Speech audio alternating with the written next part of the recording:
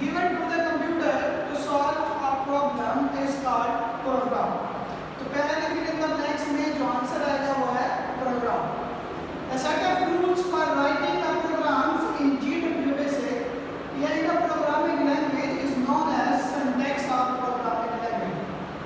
यानी किसी भी प्रोग्राम को लिखने के लिए किसी भी लैंग्वेज के अंदर जो रूल्स एंड रेगुलेशंस इस्तेमाल किए जाते हैं उनको हम नाम देते हैं सिंटैक्स ऑफ प्रोग्रामिंग लैंग्वेज. तो दूसरे का आंसर है syntax. Flow chart is a pictorial representation of an algorithm. किसी भी एल्गोरिथम को तस्वीरी अशकाल से जाहिर करना फ्लो चार्ट कहलाता है. और इस third fill in the blanks में जो आंसर आएगा वो है पिक्टोरियल.